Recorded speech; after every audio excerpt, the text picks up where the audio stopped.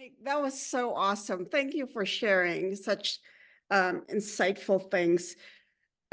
I'm such a big fan of responsible use and ethical use of AI. And I've always said that AI is a tool. It can be used for good and it can be used for bad. It's an amplifier and it's an accelerator. So if your intent is good, it can accelerate and amplify that. If your intent is bad, it will also accelerate and amplify that. Just like a hammer can be used to build, a hammer can be used to destroy. I'm curious about your take on regulation. Um, there are those that feel that AI should be regulated at the technology level.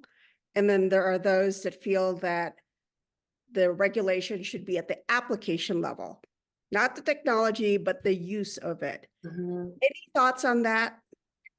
I think that we're moving towards the application and from what I can see globally. So the EU AI Act is focused on application. But when you look across, and we have all the global legal frameworks on globaldatainnovation.com, those are all application based. That's the reason why I said as a first step, the T in trust is triage.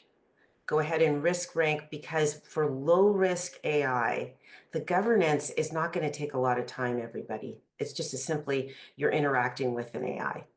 For the high risk, that's where these steps 2 through 6 come into play. Now, let me say something else. This is very important. And I'm personally committed to making sure I don't make the same error as was made back in 2001. So when I was a new partner at Folger, I told you about the firm that did a lot of work for Yahoo. We first started dealing with cyber issues. I was working then with IT. They didn't call them chief information security officers. They were IT managers, and there was the privacy leaders and so forth. And I'll just tell you honestly, Lisa, is it Lisa or Liza? Lisa? Okay. I'll tell you honestly, Lisa, we were reading ISO, we were reading NIST 853, these big, 800-page things, all of the answers for how to effectuate the organizational changes as well as the technical steps necessary to protect our systems and make our companies resilient to cybercrime were within our knowledge base in 2001. I was a new partner then. 10 years into practice, I did not feel like I had my voice to say this. I told Christine about this. I honestly thought someone was going to tell our CEO and board community how straightforward, because I had distilled it down then. There was a lot of stuff in those 1,000 pages, but 6 steps would keep people out of headlines. Nobody did. So we are now $9.5 trillion this year alone in what cybercrime is going to cost our global economy. Let me put it a different way. If that were GDP and cyber was a country, it would be the third largest behind the US and China.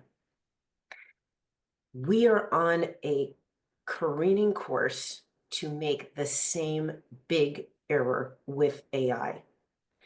The time to make sure your AI is built appropriately is today. In the next 15 to 18 months, these pilot programs are going to be final. And my experience has been when we hard code in errors, and that's what we did with cyber, right? The regulatory frameworks were on the horizon, not final yet. They became final last year with the SEC and NIST 2, just this year. But 23 years ago, we knew exactly what to do. So I'm just saying here now, a lot of these laws won't go into effect for 2 years. You're not going to see the fines really come out in earnest for another 10 years, et cetera. But what we are hard coding in right now, if we do not put these 6 steps in, and you're not hard coding in your standards, you're putting in 25 to 50 to 75 years of careening errors left and right, headlines back and forth, and trillions of dollars. And I'm going to be blunt about it now because I do have my voice. I started my company just for this purpose. And that's the reason.